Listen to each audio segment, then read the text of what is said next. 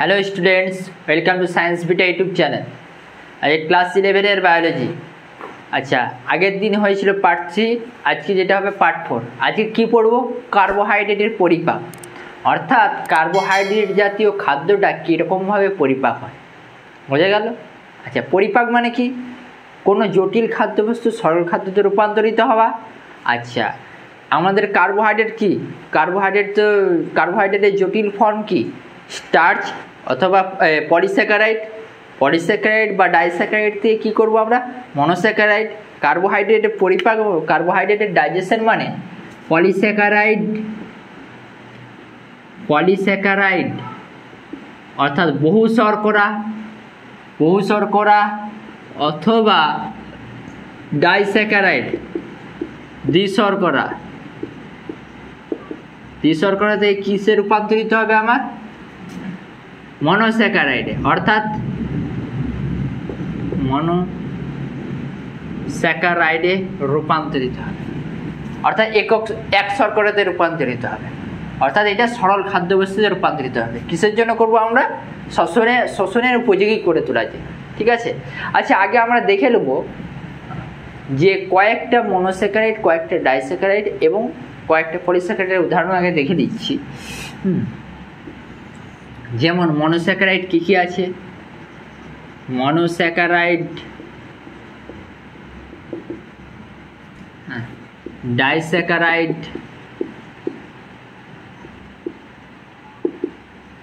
আচ্ছা পলিস্যাকারাইড,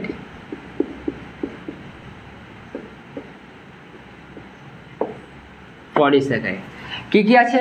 মনোস্যাকারাইডে আছে তোমার গ্লুকোজ, ফ্রুক্টোজ এবং galactose. Glucose, fructose, galactose,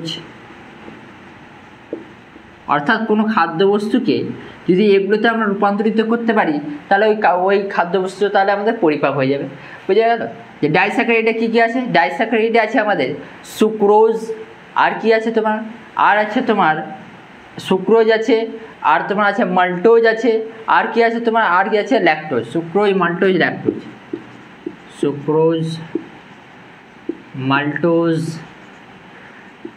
maltose, lactose. আচ্ছা, সুক্রোজটা কি? সুক্রোজ হচ্ছে তোমার ফ্রুক্টোজ এবং গ্লুকোজ মিলে তৈরি হয়। মাল্টোজটা কি? দুটা গ্লুকোজের সমন্বয়ে গঠিত হয়। গ্যালাক্টোজটা হচ্ছে তোমার গ্লুকোজ প্লাস গ্যালাক্টোজ নিয়ে তৈরি হয়। ঠিক আছে, গ্লুকোজ প্লাস গ্যালাক্টোজ মিলিয়ে তোমার ল্যাকটোজ তৈরি হয়। পলিস্যাকারাইডে কী কী আছে? স্টার্চ, যেটা তোমার উদ্ভিদের মধ্যে সঞ্চিত খাদ্যবস্তু। আর কি আছে তোমার? গ্লাইকোজেন। ঠিক আছে, অর্থাৎ এইটা পলিস্যাকারাইড জাতীয় খাদ্যবস্তু কীরকমভাবে ভেঙে যে একক শর্করা অর্থাৎ মনোস্যাকারাইডে রূপান্তরিত হচ্ছে সেটা দেখবো আমরা পরিপাক পদ্ধতি। ঠিক আছে। আচ্ছা, তার আগে বলে দিই যে কার্বোহাইড্রেটের পরিপাকটা কোথায় হয়? বাকেল ক্যাভিটিতে হয়। আর কোথায় হয়? বাকেল ক্যাভিটি থেকে খাদ্য যে কোথায় যাবে? বাকেল ক্যাভিটিতে তোমার উৎসেচক আছে, স্যালিভারি অ্যামাইলেজ নামক উৎসেচক আছে, যেখানে কার্বোহাইড্রেট পরিপাককারী উৎসেচক। এখান থেকে গ্রাসনালীতে যাবে, গ্রাসনালীতে কোনো পরিপাক হবে না। গ্রাসনালী থেকে তোমার কোথায় যাবে? পাকস্থলীতে যাবে। পাকস্থলীতে কোনো কার্বোহাইড্রেট পরিপাককারী উৎসেচক নেই, তার জন্য কিছু হবে না। এখানে পাকস্থলীর মধ্যে যে এই সেলটা নির্গত হয় ওই খাদ্যবস্তুর সঙ্গে মিশে যাবে। ঠিক আছে, এরপরে যাবে কোথায়? ডিওডিনামের মধ্যে যাবে, আর ওইখান থেকে প্যানক্রিয়াটিক অ্যামাইলেজ নামক উৎসেচক আছে, ওইখান থেকে ভাঙতে শুরু করবে। তারপর তোমার বাদবাকি পার্টে চলে যাবে ইন্টেস্টাইন পার্টে। ওই ইন্টেস্টাইন পার্টে বাকি যে ইন্টেস্টাইন পার্টে যাচ্ছে সেখানে যাবে, সেখান থেকে যে সমস্ত ডাইস্যাকারাইডগুলো মনোস্যাকারাইডে রূপান্তরিত হয়ে যায়। ঠিক আছে, চলো এবারটি দেখবো আমরা। আচ্ছা, বাকেল ক্যাভিটিতে কি হয়?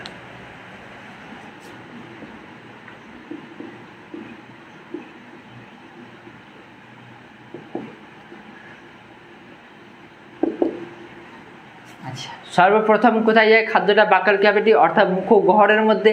এইখানে কি হয়? এইখানে হচ্ছে বাকেল ক্যাভিটির মধ্যে এই বাকেল ক্যাভিটিতে কি থাকে? আমাদের সালিভা থাকে, লালা থাকে। হ্যাঁ, এই লালার মধ্যে এক প্রকার উৎসেচক, যেটা কি বলি আমরা স্যালিভারি অ্যামাইলেজ বলি, স্যালিভারি অ্যামাইলেজ, বা এর অপর নাম কি টায়ালিন, এর অপর নাম টায়ালিন, অপর নাম টায়ালিন। এ কি করবে, এই স্টার্চকে কি করবে, তোমার স্টার্চকে ডাইস্যাকারাইডে রূপান্তরিত করে দেবে এবং পুরোপুরি ভাঙতে পারবে না, প্রায় 30% ভেঙে দেবে। বুঝে গেল? স্টার্চকে তোমার ডাইস্যাকারাইডে ভেঙে দেবে আর বাকিটাকে বাকি রাখবে। অর্থাৎ স্টার্চকে কি করবে, তোমার কে কাজ করবে, এই উৎসেচকটা কাজ করবে, কিসে ভেঙে দেবে, মাল্টোজ, ডাইস্যাকারাইডে ভাঙবে মাল্টোজ, আর কিসে ভাঙবে, তোমার সুক্রোজ। বুঝে গেল? মাল্টোজে ভেঙে দিবে, সুক্রোজে ভেঙে দিবে, তারপর আলফা ডেক্সট্রিনসে ভেঙে দিবে। ঠিক আছে? আচ্ছা, এছাড়া আর কি করবে তোমার, আর পুরোপুরি ভাঙবে নি, 30% এই ডাইস্যাকারাইডে রূপান্তরিত দিতে হবে, আর বাকি রিমেনিং স্টার্চ থাকবে।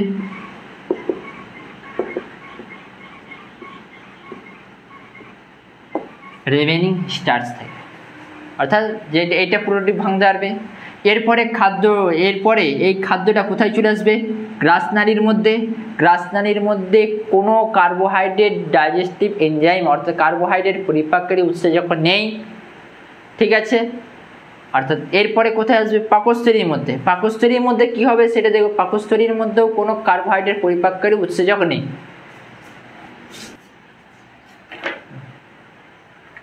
আচ্ছা, আর কি দেখবো,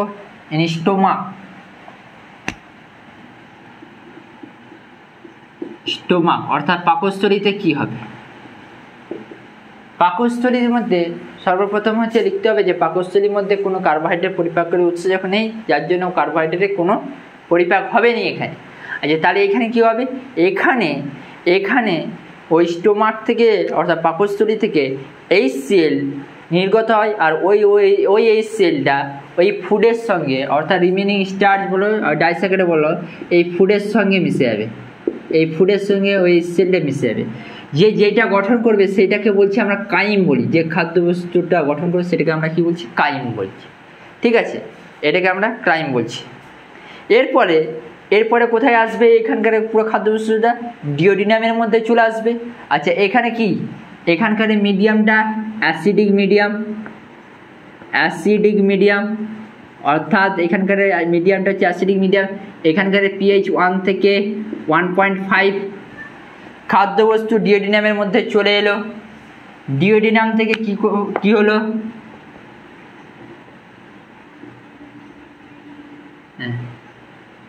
ডিওডিনামের মধ্যে খাদ্যবস্তু চলে এলো। আচ্ছা, ডিওডিনামের মধ্যে যখন এলো খাদ্যবস্তু, তার আগে এখানে বাইল থেকে আচ্ছা, এটা সাপোজ এটা ডিওডিনাম, হ্যাঁ,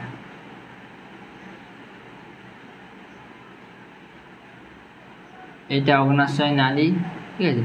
এই বাইল থেকে বাইল জুস একটা নির্গত হচ্ছে। ঠিক আছে? এই বাইল জুস কি করছে, এই বাইল জুস হচ্ছে তোমার এখানকার মিডিয়ামটাকে তোমার কি করছে, অ্যালকালাইন অর্থাৎ ক্ষারীয় মাধ্যমে রূপান্তরিত করছে। এখানকার এই মিডিয়ামটাকে ক্ষারীয় মাধ্যমে রূপান্তরিত করছে। কেন করছে, ক্ষারীয় মাধ্যমে রূপান্তরিত করছে, কেন করছে, কারণ প্যানক্রিয়াস থেকে যে কার্বোহাইড্রেট পরিপাককারী উৎসেচক আছে ওইটার নাম কি, প্যানক্রিয়েটিক অ্যামাইলেজ।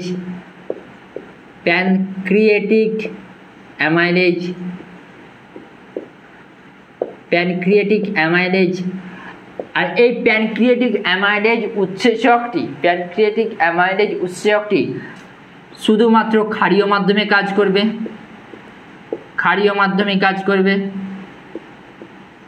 এটা অ্যাসিড মাধ্যমে কাজ করবে না।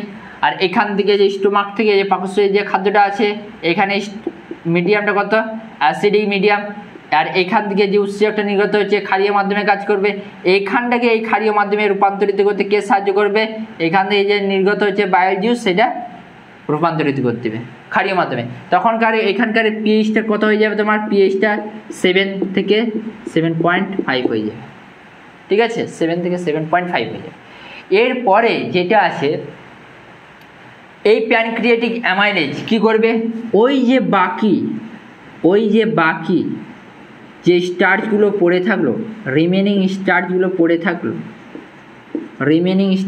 পড়ে থাকলো ওই প্যানক্রিয়াটিক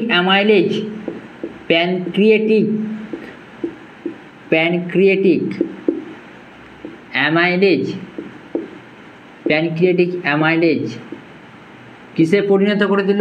ডাইস্যাকারাইডে পরিণত করে দিল। অর্থাৎ মাল্টোজ, সুক্রোজ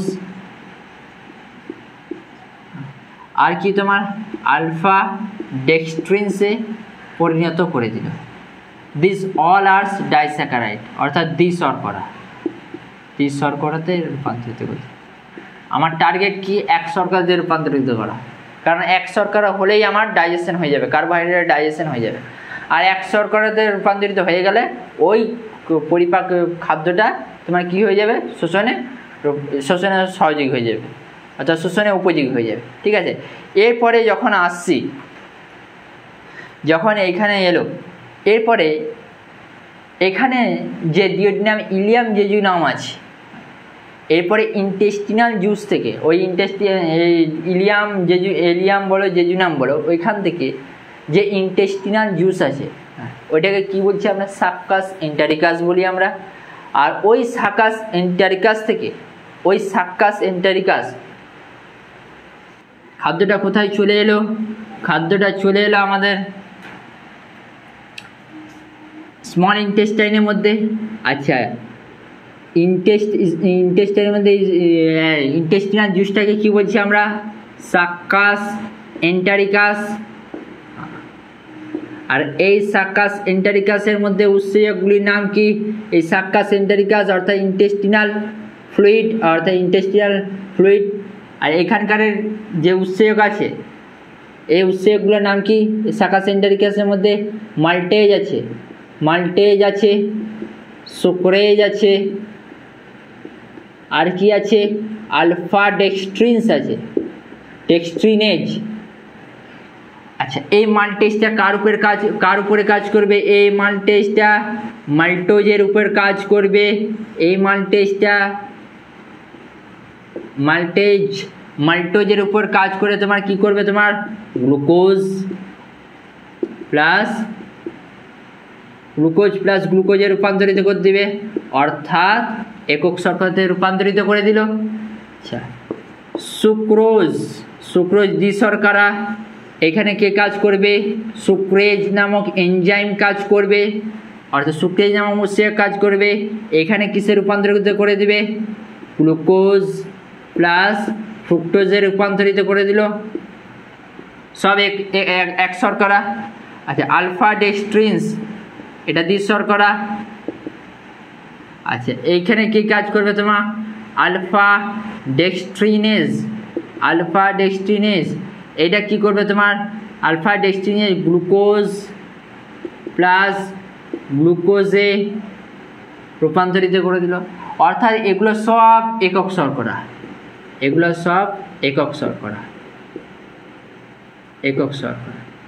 আর এটা সব কি? এটা দ্বিশর্করা, ঠিক আছে। তার মানে যখনই একক শর্করা হয়ে গেল, যখন এক শর্করা হয়ে গেল, ওই এক শর্করা থেকে কি হলো? তাহলে ওই এক শর্করা থেকে তখন কি হলো? যে এরপরে যে খাদ্যবস্তুটা শোষণের উপযোগী হয়ে উঠবে, ঠিক আছে। তাহলে আবার বলছি প্রসেসটা কী, এরপরে তোমার কার্বোহাইড্রেট ডাইজেশনটা কমপ্লিট হচ্ছে। আবার বলছি প্রসেসটা কীরকম হচ্ছে। মুখগহ্বরের মধ্যে ডাইজেশন, কার্বোহাইড্রেটের ডাইজেশনটা স্টার্ট হচ্ছে। আচ্ছা, মুখগহ্বরের মধ্যে যে উৎসেচকটা আছে সেই উৎসেচকটার নামটা কি? স্যালিভারি অ্যামাইলেজ অথবা টায়ালিন, ঠিক আছে। ওই টায়ারিন কী হচ্ছে, পলিস্যাকারাইড অর্থাৎ স্টার্চকে কিসে রূপান্তরিত করছে, তোমার ডাইস্যাকারাইডে রূপান্তরিত করছে, এবং পুরো 100% মধ্যে 30% করছে, 70% করতে পারেনি। ঠিক আছে, তারপরে কোথায় এলো, ওই খাদ্যবস্তুটা চলে এলো গ্রাসনালীর মধ্যে। গ্রাসনালীর মধ্যে কোনো কার্বোহাইড্রেট পরিপাকের উৎসেচক নেই। তারপর কোথায় এলো, পাকস্থলীর মধ্যে। পাকস্থলীর মধ্যে কোনো পরিপাককারী উৎসেচক নেই, কিন্তু ওই যে খাদ্যবস্তুগুলো যে আছে, ওই খাদ্যবস্তুগুলো ওই পাকস্থলী থেকে নির্গত এই সেলের সঙ্গে মিশে যায়, দিয়ে তোমার কি গঠন করছে, কাইম গঠন করছে। এরপরে ওই খাদ্যবস্তুটা কোথায় চলে আসছে, আমার স্মল ইন্টেস্টাইনের মধ্যে চলে এসছে, অর্থাৎ ডিওডিনাম, জেজুনাম, ইলিয়ামের মধ্যে চলে এসছে। এবারটি ডিওডিনামের মধ্যে কি হচ্ছে, তোমার ডিওডিনামের সোয়াসি দেখো, এইখানে প্যানক্রিয়াস আছে, এইখান থেকে প্যানক্রিয়াস থেকে এক প্রকার কার্বোহাইড্রেট পরিপাককারী উৎসেচক নির্গত হয়, যেটার নাম কি প্যানক্রিয়াটিক অ্যামাইলেজ। আর ওই প্যানক্রিয়াটিক অ্যামাইলেজ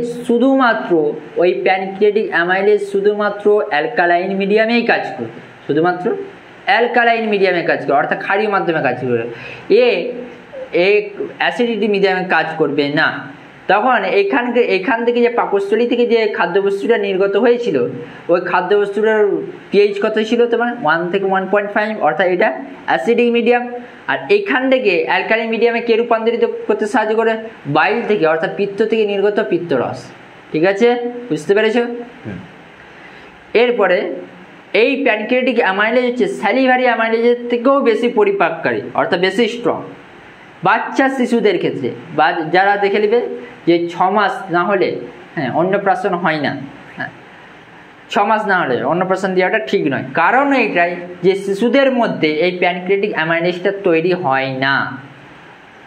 ঠিক আছে, বুঝতে পেরেছ? অর্থাৎ যেটা মুখে ভাত দেওয়া বলি আমরা সাধারণত। এরপরে এটা কি হলো, এখানে যে রিমেনিং স্টার্চগুলো ছিল, এই প্যানক্রিয়াটিক অ্যামাইলেজ ওই রিমেনিং স্টার্চকে ডাইস্যাকারাইডে রূপান্তরিত করে দিল। এবারটি বাকি যখন আসবে, ওইখানের মধ্যে ইন্টেস্টিনাল যে জুসটা আছে, ওই ইন্টেস্টিনাল জুসটাকে আমরা কি বলি, সাক্কাস এন্টারিকাস। ওই সাক্কাস এন্টারিকাসের মধ্যে কী কী উৎসেচক আছে, মাল্টেজ আছে, সুক্রেজ আছে, আলফা ডেক্সট্রিনেজ আছে, আরও আছে। এগুলো দ্বিশর্করার উপর কাজ করে তোমার মনোস্যাকারাইডে রূপান্তরিত করে দিচ্ছে। মনোস্যাকারাইডে যখনই রূপান্তরিত হয়ে গেল, তখন আমার কি শোষণের উপযোগী হয়ে যাবে।